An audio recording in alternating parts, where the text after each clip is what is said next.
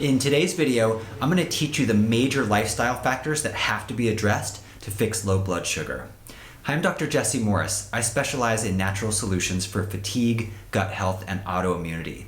In my last two videos, I covered the top 5 signs that low blood sugar is causing fatigue and the top 3 supplements that I recommend to fix low blood sugar. When it comes to addressing low blood sugar, I really think the best approach is a combination of specific supplements and lifestyle changes. So it's the lifestyle factors we're going to really dive into today. So what causes low blood sugar? Really, there's 2 main causes, okay? For some people, they just don't eat enough calories to keep their blood sugar stable throughout the day. For those people, the solution's pretty simple. You just have to eat more consistently and keep your blood sugar stable, right? Focusing on healthy foods like veggies and proteins and good fats, and staying away from simple carbs and sugars that spike the blood sugar and then drop it back down, okay? The other major cause of low blood sugar is a problem with your brain being able to sense that your blood sugar is getting low between meals and then sending the right signals to your adrenal glands to release cortisol to bring the blood sugar back up, okay? Now that circuitry that senses blood sugar and signals your adrenal glands is called your HPA axis. So when your HPA axis function is low or it has low tone, it's harder for your body to bring your blood sugar back up between meals. So all of our lifestyle factors we're going to look at are targeted at fixing low HPA axis function, okay? And I'm going to use the analogy of a sprained ankle for this, right? So if you sprain an ankle, one of the most important things you need to do to get it to heal is rest it, right? If you have a sprained ankle and you go out and run on it every day, it's going to be a lot harder for it to heal. So with the HPA axis, we have to rest it. We have to take the pressure or the stress off of it, and so it can recalibrate and heal. And so we're going to look at 5 major lifestyle factors, okay? Diet, exercise, sleep, stress, and stimulants. Okay, let's get into it. So when it comes to diet, the thing we want to keep your blood sugar stable. That's the main thing. So when your blood sugar dips too low between meals, your HPA axis has to kick in to release cortisol and bring it back up. So eating every 2 to 3 hours and keeping your blood sugar stable can take some of the pressure off of the HPA axis.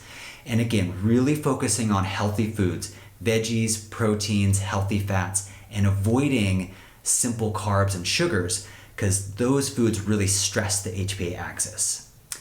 And then there's exercise. Okay, when it comes to exercise, the timing is really critical. So naturally, our levels of cortisol in our bodies are highest at about 8 a.m.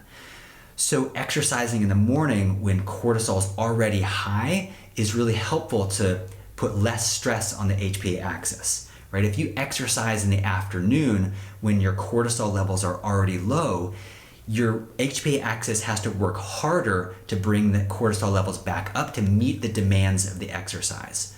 For some people, you have to actually stop exercising altogether for a little while in order to really take that stress off the HPA axis. So exercising in the morning, for some people, it's not all for a little while. Then sleep. Sleep is such a critical factor. So being underslept puts a big stress on the HPA axis. So focusing on getting 7 to 9 hours of sleep a night, and ideally if that sleep is the same timing, is also really helpful for our cortisol and melatonin rhythms. So the same bedtime, the same waking time, focusing on getting enough deep restful sleep. And then there's stress. So stress is a biggie, right? It's huge. It's everywhere. Stress, when we have a stress response, we recruit the HPA axis to release cortisol, right? It's a stress hormone. It's one of our major ways that we respond and adapt to stress. So when it comes to stress reduction, it's really all about surveying your life and seeing where the situations, the circumstances that are creating a consistent stressor that you're needing to respond to, and how can you modify that, right? Whether it's a job or traffic or politics or relationship, like what are the things in your life individually that are causing stress, and how can you modify to have less of those experiences or have the stress intensity come down? And then the last piece is stimulants, okay? Some of the major things that stimulate or drive the HPA axis are caffeine. I know it's hard when there's fatigue involved and we can really lean on caffeine as a crutch. So caffeine, nicotine, alcohol, those are biggies in terms of driving the HPA axis, and then simple carbs and sugars. So the five major lifestyle factors to really look at and see where you can modify are diet, exercise, sleep, stress, and stimulants, okay?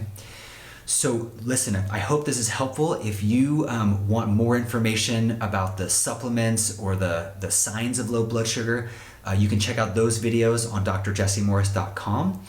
And if you know you want some one-on-one help with this, you can request an appointment through drjessemorris.com, and I'm happy to help. Listen, I hope this is useful. Thanks for watching, and I look forward to seeing you soon.